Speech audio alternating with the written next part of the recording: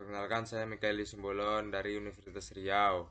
NIM 21011113379.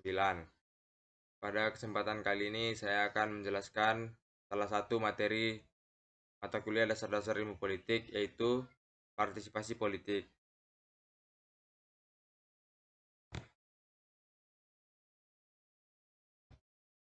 Pengertian partisipasi politik adalah peranan warga negara dalam proses pemerintahan.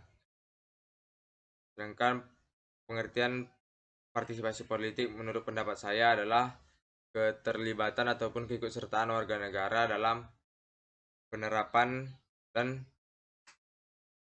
perumusan kebijakan bersama pemerintah, baik secara aktif maupun pasif. Berikutnya adalah manfaat dari partisipasi politik. Yang pertama, sebagai bentuk dukungan terhadap pemerintah dan penguasa untuk memperlihatkan kelemahan dan kekurangan pemerintah, sebagai bentuk tantangan terhadap penguasa dan pemerintah. Yang keempat, sebagai sarana untuk mengejar nilai-nilai khusus. Selanjutnya adalah faktor partisipasi politik. Yang pertama, faktor psikologis. Faktor psikologis ini erat kaitannya dengan identifikasi individu terkait dengan partai politik. Biasanya setiap masyarakat mengidentifikasi partai politik berdasarkan ajakan dari orang terdekat di sekitarnya. Faktor ini sangat berpengaruh dalam proses partisipasi politik. Yang kedua, faktor sosiologis. Faktor ini meliputi aspek agama, pendidikan, tempat tinggal, usia, jenis kelamin, dan tingkat ekonomi seseorang. Aspek ini berpengaruh pada partisipasi politik individu dan masyarakat, khususnya dalam penentuan pemimpin dan pejabat pemerintahan. Dan faktor yang terakhir adalah faktor ekonomi dan rasional. Faktor ini dipengaruhi oleh pemikiran individu terkait kondisi ekonomi dirinya, keluarga, serta nasional. Pemikiran tentang faktor ini sangat berpengaruh pada pilihan dan bagaimana bentuk partisipasi politiknya. Selanjutnya adalah bentuk partisipasi politik. Bentuk partisipasi politik sendiri dibagi menjadi 5, yaitu aktif, pasif, apatis, spektator, dan gladiator. Bentuk aktif sendiri merupakan bentuk partisipasi politik yang dilaksanakan oleh masyarakat dengan ikut serta dalam pengajuan usul kepada pemerintah mengenai kebijakan umum yang akan dibahas dan pilihan alternatifnya. Yang kedua adalah bentuk pasif. Bentuk pasif ini merupakan partisipasi politik yang dilakukan oleh masyarakat yang tidak mengikuti pembahasan kebijakan umum, tapi mereka menerima apapun hasil dari perumusan kebijakan itu dan melaksanakannya di kehidupan. Yang ketiga adalah apatis. Bentuk apatis ini adalah masyarakat yang menolak dan menutup diri dari proses politik. Yang keempat adalah bentuk spektator. Bentuk spektator ini dilakukan oleh masyarakat yang masih mengikuti partisipasi politik namun terhitung jarang mengikutinya. Yang terakhir adalah bentuk gladiator. Bentuk gladiator ini dilaksanakan oleh masyarakat seperti anggota partai, anggota dewan, dan masyarakat yang ikut serta dalam pemerintahan. Setelah itu adalah jenis partisipasi politik, dibagi menjadi 2, yaitu konvensional dan non-konvensional. Partisipasi non-konvensional ini biasanya dilakukan dengan tindakan-tindakan yang cenderung dikatakan negatif bagi masyarakat Indonesia seperti demonstrasi, mogok, dan pembangkangan tanpa kekerasan. Sedangkan konvensional merupakan partisipasi yang dilakukan dengan melakukan koalisi, diskusi politik, dan kampanye. Lalu kelompok partisipasi politik dibagi menjadi 5, yaitu kelompok anomi yang pertama, non-asosiasional, asosional, institusional, dan lembaga swadaya masyarakat.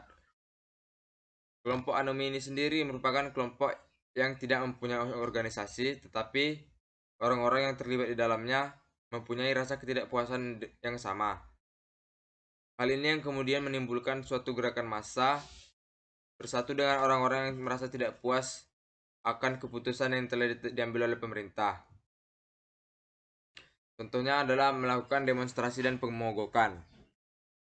Kelompok yang kedua adalah kelompok non-asosiasional, yaitu kelompok yang timbul karena adanya rasa solidaritas yang tinggi antar saudara kelompok etnis dan pekerjaan. Kelompok-kelompok ini biasanya tidak aktif dalam politik, namun anggota-anggotanya merasakan ikatan batin yang lebih mendalam. Yang ketiga adalah kelompok institusional. Kelompok institusional ini cenderung bersifat formal dan keberadaannya lebih resmi dan mempunyai struktur organisasi yang jelas. Misalnya PGRI, Korpri, PPNI, Dharma Wanita, dan lain-lain. Yang keempat adalah kelompok asosional. Kelompok asosional ini mempunyai suatu organisasi yang baik, dibentuk dengan tujuan yang lebih jelas dan terarah sehingga menjadikan kelompok ini lebih efektif daripada kelompok-kelompok partisipasi politik lainnya. Misalnya Ikatan Dokter Indonesia, Himpunan Kerukunan Tani Indonesia, dan lain-lain. Dan kelompok partisipasi politik yang terakhir adalah lembaga swadaya masyarakat. Lembaga swadaya masyarakat ini biasanya berisikan masyarakat-masyarakat yang memiliki ekonomi menengah ke bawah. Dan mereka sangat menentang adanya kemiskinan dan ketidakadilan sosial yang dilakukan oleh pemerintah. LSM sendiri sangat memperjuangkan betapa pentingnya hak-hak masyarakat, khususnya pada golongan menengah ke bawah. LSM juga berperan dalam mempengaruhi kebijakan-kebijakan politik yang diambil pemerintah. Materi yang terakhir adalah tentang tingkatan partisipasi politik. Terbagi menjadi 3 menurut Suryadi, yaitu aktivis, partisipan, pengamat, dan ada satu tambahan yaitu apolitis.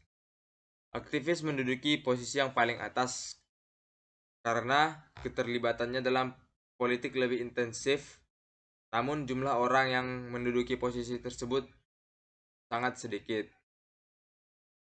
Posisi di bawah aktivis yaitu partisipan. Partisipan menduduki posisi kedua karena keterlibatan mereka di dalam politik termasuk dalam ukuran sedang. Namun, anggota yang menduduki kelompok-kelompok partisipan ini lebih banyak daripada jumlah aktivis. Setelah partisipan adalah kelompok pengamat. Kelompok pengamat menduduki posisi ketiga di bawah partisipan karena keterlibatan mereka dapat dikatakan tidak terlalu intensif, namun jumlah kelompok ini sangat besar sampai melebihi jumlah kelompok partisipan.